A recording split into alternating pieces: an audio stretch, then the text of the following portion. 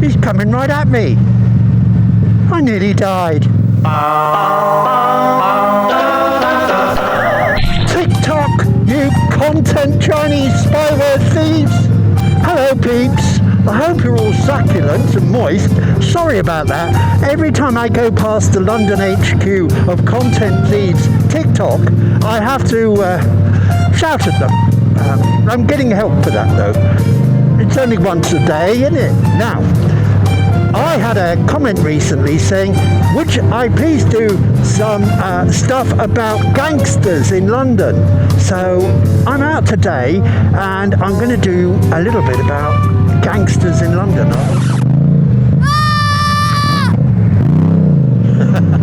I do that. I will run them down. I will. Bloody lime cyclist. Yeah. Now, this might look a little bit like a motor vlog, but it isn't. All right. Look at, he's a ginger as well. Look at him, a bloody ginger. I hope he burns to death under the sun.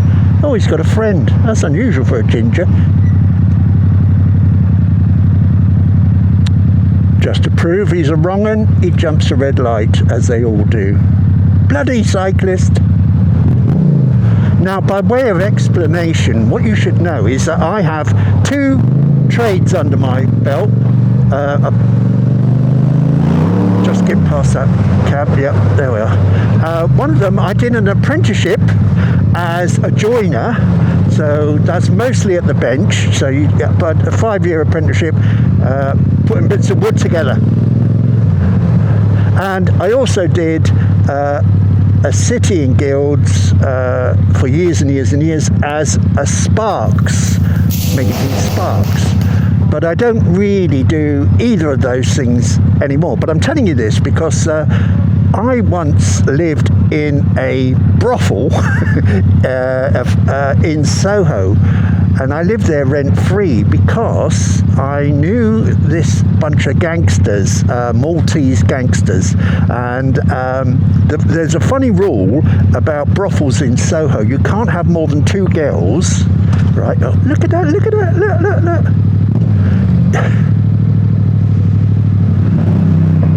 Yeah, you can't have more than 2 girls working in the same building because that makes it illegal somehow. I'm not a lawyer, but I could be.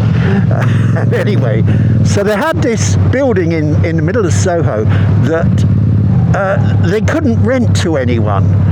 So I got to live there rent-free because I was discreet and also I was handy on the tools.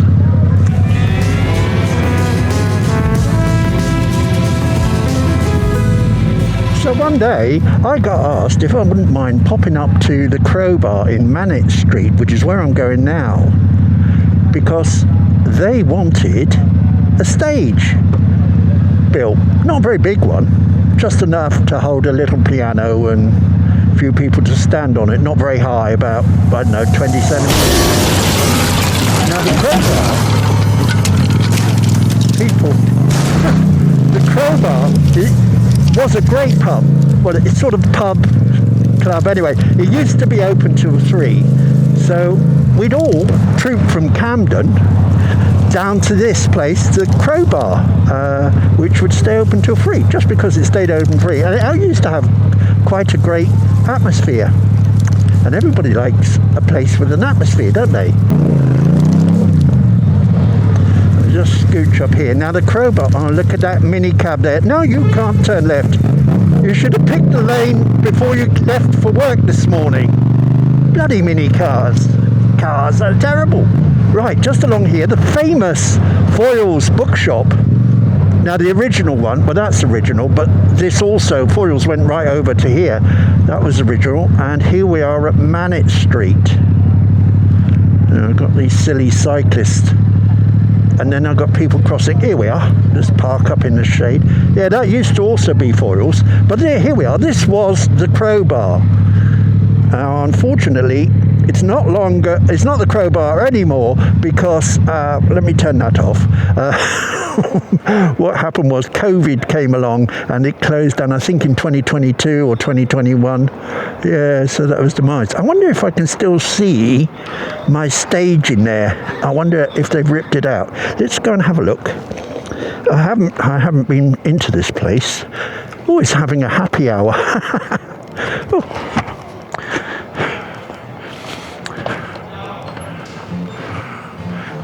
Oh no, it's all completely changed. The bar's moved down the end, so never mind. Anyway, so I was in there building my little stage.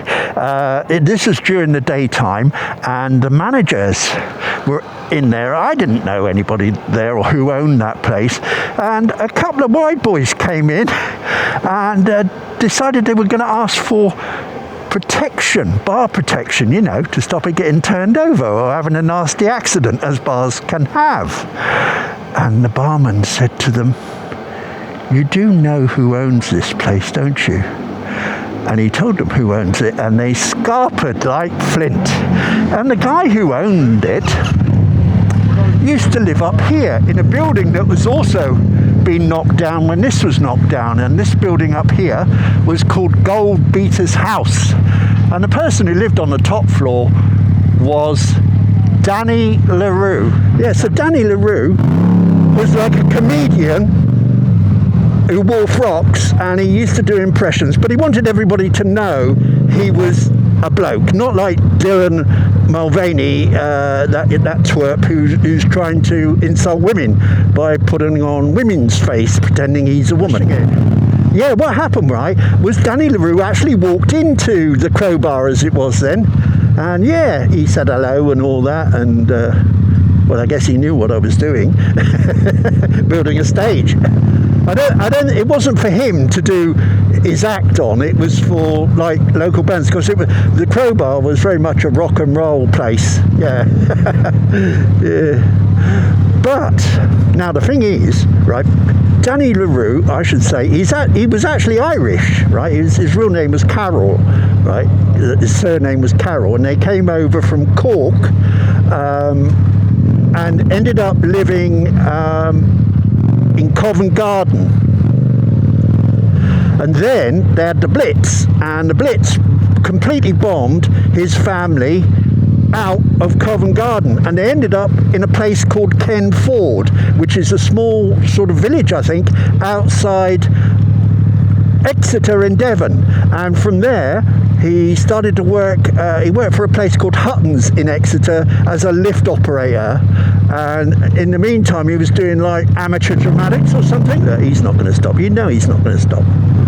Now Paul Raymond, right, he said to Danny, because Paul Raymond had this troop of girls who couldn't walk right at the time, and he thought he knew Danny LaRue, and he said to Danny, "You know how to teach girls how to walk." And so Danny got a job for Paul Raymond teaching his girls how to walk. Now Paul Raymond, he had a magazine called Men Only, which was very successful, and he also owned and operated this place along here. We're in Brewer Street, which is where I used to live, and that is the famous Paul Raymond Review Bar, which I believe was the first place to have topless women, well, completely nude women, I think. Yeah, that was the thing. Oh, arms folded crossing. Yeah, it's a beginner slope for arms folded crossing, but anyway, yeah, that was Raymond Review Bar, or still is, and below it in the basement was Madame Jojo's, which was sort of burlesque.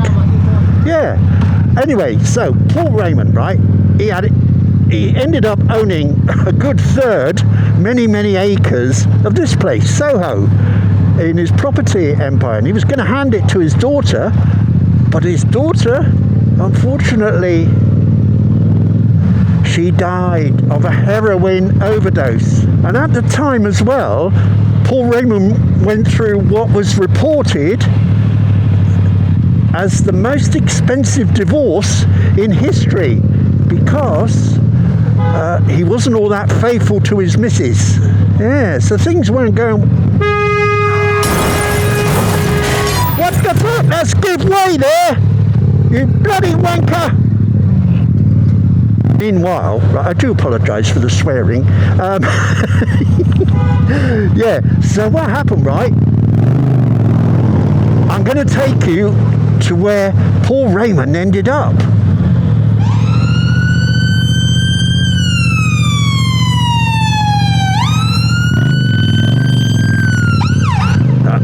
I ended up blocking them temporarily. When you've got all your flashing lights on, it's hard to see the indicators. Yeah.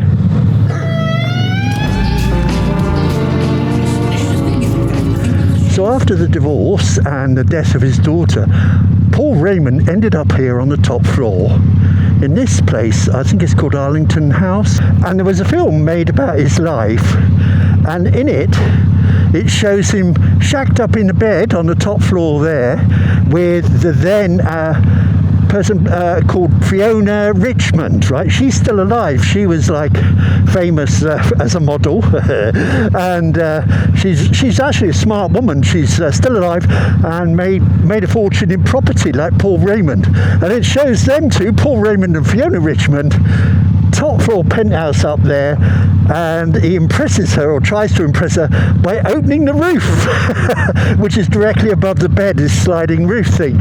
And you can see in the film about his life, they actually show that, and the actor who plays Paul Raymond is Steve Coogan. Yeah. But oh, look at the chandeliers. Yeah, light fittings. And the back of it, you can see the fountain maybe, that overlooks St James's Park. So, nice if you can get it. Well, there we are. I've just run out of personality now. So, I think we're going to end the video while I have a go at some more motorists. Look at these cyclists. Look at them. They're cockroaches. Cockroaches, a lot of them. Anyway, thanks for watching this far. I hope you found this a little bit entertaining, going down Hay Hill where there is no hay. Yeah. And maybe you'll... Yeah, right. Maybe you'll come back and you'll watch another one of my videos at some time in the future. But for now, I'm going to say cheerio. Thank you for watching. Bye. Bye. Bye. That is arguably, so nobody argue, the greatest Formula One car of all time. Just want to check the valves on it though, you know what I mean? Oh look, the valves ain't lining up with the